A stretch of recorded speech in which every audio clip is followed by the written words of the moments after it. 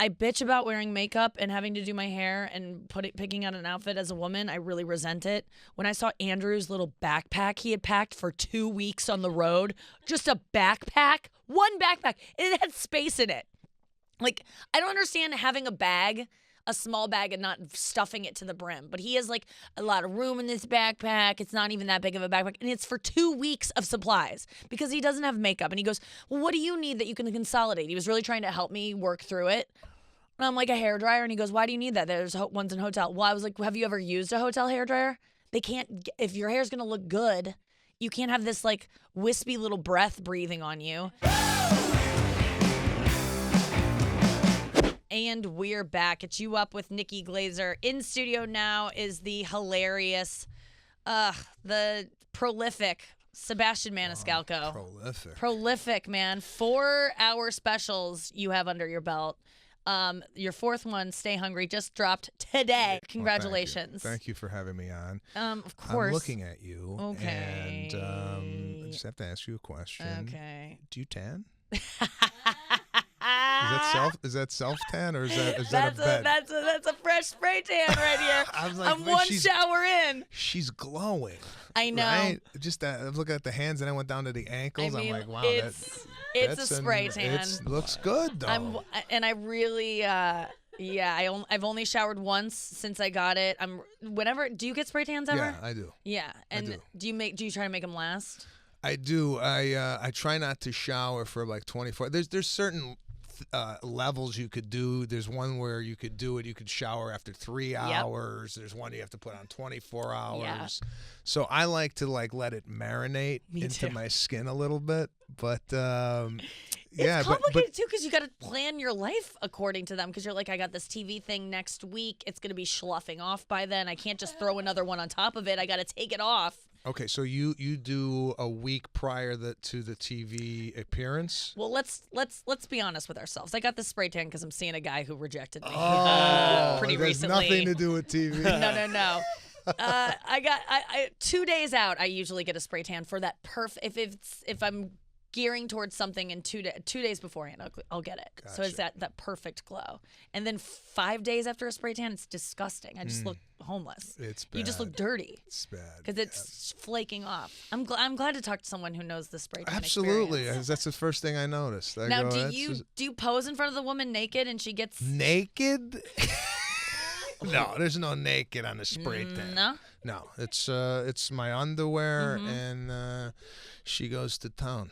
Okay, so you got those tan lines. You got the it's awful. It looks terrible. I'm married with my wife. What am I gonna do?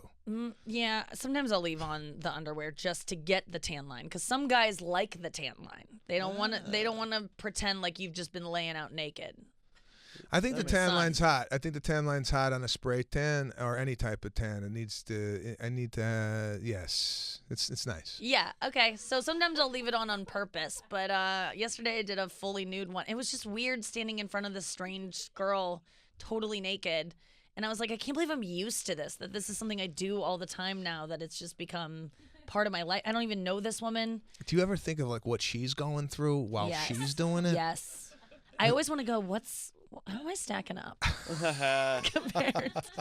I want to know. I want to know her experience. But yeah, it's a weird job. But you must just get used to it like anything. You must, yes. People still talk to us like, how do you get up there and do it? How do you memorize all of it? I mean, there's all those questions still about doing comedy of how do you remember it all? How do you think of stuff? The same kind of questions that I would ask a spray tan. How do you remember it? How do you remember where you left off? How did you get the nerve to do this? Yeah. What happened in your childhood that led you to seek validation through tanning people? No big deal. Sold out 3 shows, on his way to selling out a 4th Madison Square Garden show. Man, you're topping lists everywhere. I'm not going to bring it up, but we all know what list you were on. You're in a movie that's going to be nominated for many an Oscar, if it hasn't already. I don't know if those have been announced yet. Green Book is the name of the movie. You have a substantial role in that. Yeah. This is wild. We all know people that have blown up, but this is a big time for you. When did you feel it? When did you go, whoa, things are changing? It's been like a slow boil for me. I've been doing this 20 years now. Yeah. I've known you for quite some time. We worked together. I forget where. Newport, Kentucky. Kentucky, yes. Cincinnati, Funny Bone, but it's in Kentucky, and it was the first time I'd ever met you. And you never know what it's going to be like when you just are a feature act getting plugged into places, and you show up and there's a headliner, and you were so nice, so cool, so easy to talk to. I just remember having a great conversation with you in the green room where I was like, I like that guy. Like, he didn't hit on, not that you didn't hit on me. You didn't do anything weird. You didn't say a one weird thing. You're one of very few on a list that was not weird at all, was cool. You made me feel funny. You were funny. It was a great interaction, and I've never forgotten it, and I've always been a fan of yours since, and I appreciate that. Well, that's sweet of you. I mean, I had a great time with you that weekend, and yeah, I mean, for me, it's been weekends like that, going to Cincinnati, going to Atlanta, what have you, just building the audience over time. I really have no TV or movie experience to speak of. I mean, there's not been one hot TV show that kind of catapulted me into where I am today. It's just been kind of hitting the ground, doing stand-up comedy over the years, and gradually, more people come, and now we're doing Madison Square Garden. It was never in my. First of all, I don't have like a dream board or a vision board. I don't write down goals. My goal was to simply make a living doing stand-up comedy, and just. I think what I'm talking about in my act is my family, and I think people are relating to family and immigrant background. I come from an Italian family. You don't have to be Italian to get the material, but I think they're resonating with the relationship I have with my father. And what I'm seeing, or what I've seen in the last 10 years at the clubs, was people would come, and then they would bring their neighbors next time they would come, and then they would bring their. And then buses were pulling up of like the neighborhood. Like, did you grow up in our neighborhood? You talking like we talk? So it was a slow build. Yeah. And here we are. So I love that you say that, because people do feel very connected when watching you, and they feel like when they discover you, they've discovered you. I mean, I just heard you on Stern, and he's like, I thought I discovered this guy. Yeah, I thought that I was the one that found him, and turns out he's selling out Madison Square Garden. But that's the relationship people feel with you after watching you perform. They just feel very connected to you, and they want to share you. You're someone that's You're a comedian that people want to introduce their family to. Yeah. You're getting screened a lot at holidays. You know what I mean? Like that you're something you pull up on Netflix. You're so right. And what a great thing to be. No, you're very accurate. It's amazing. Over the Thanksgiving and the Christmas, I get so many. You see bumps. Yeah. Yeah, we're all watching your special. Yeah. And you know why, though? For me, it works because it's kind of clean. I'm not doing anything where grandma might have to cringe watching it. So I think it's, family friendly, and you're right. People like to share it. Now, you're in this movie, The Green Book, and Green Book, sorry, and you're about to be in Martin Scorsese's movie. Is that correct? That's right. Yeah. Yeah, The Irishman, which you've already shot. Yes. And that's going to be on Netflix, right? That's going to be on Netflix later on. And you have a substantial role in that. I mean, you're becoming a legit dramatic actor. Was that ever a goal for you at all? Was that even an inkling? I wanted to dip my toe in the film business. I just didn't know when it was going to happen. I concentrated so much on stand-up comedy. I didn't really pursue a film career. And then, as you well know, you start becoming a little bit more successful in what you do well, and other doors kind of open up for you. And these opportunities, The Green Book and The Irishman, were parts I had to audition for, but I kind of got in the door because of the stand-up comedy part of it. And I wanted to exercise. Thank God for it. Like, if you don't, it's not just auditions. Like, you have a little bit going in. Well, you know what? It's funny because when you don't, they don't know you. They don't know your work. Like when I used to go, this is what I used to hate. I used to go to auditions, and casting director used to come out and call in the guy before me, and it'd be like, Tom, how's your family? And I go, oh shit, they know him. Yep. And they're talking like the guy's in there for like a half. I go, what are they having, cake? So yeah, I would be like, when they call me in, it would be any questions, and then boom, right into the material. There would be none of that like, oh, you're like, can I get a slice? That cake still? Can I get some of Tommy's cake? I can't relate. You just are sitting there going, what am I doing wrong? I don't have any kind of relationship with these. How do you even make that relation? I don't even want that relation. This doesn't seem like a cool person to even know or get to know their kid.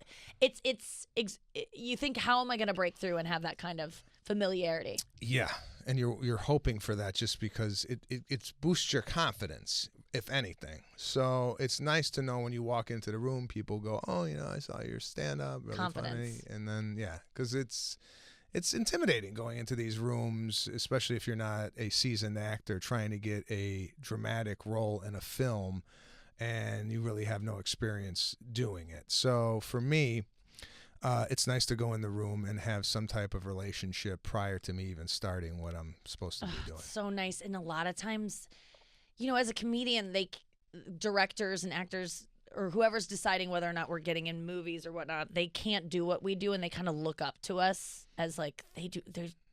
They don't know what we do is like all we can do, and we would have it no other way. We just don't know any other skill, and we just worked really hard at that one. But it's very impressive to them. So you go in with, if they know who you are as a comedian, it feels good. Yeah, it changes everything when you become known.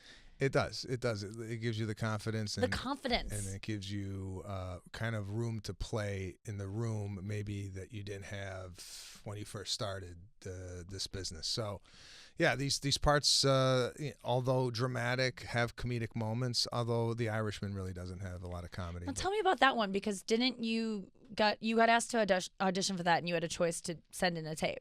Yeah. So they said, you send in a tape from L.A. or you come out to New York City and you audition in front of the casting director. And I said, I'm going to come out to New York City and audition, because when you go into the room, you don't know. You want that it's cake. Like this. Like, yeah, I want the cake. I'd rather be in studio with you guys rather than like a phoner. Because like the phoner, it's like, oh, what, I don't know. Like when I do phoners, I don't know if the studio's going, oh, wrap it up with this guy.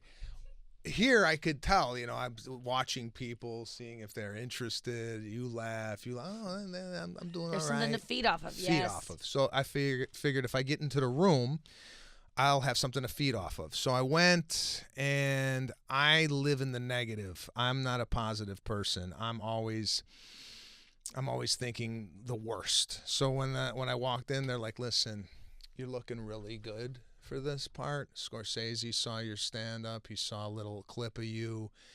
It's basically yours to lose. I go, that's it. I'm done. I'm not going to get it.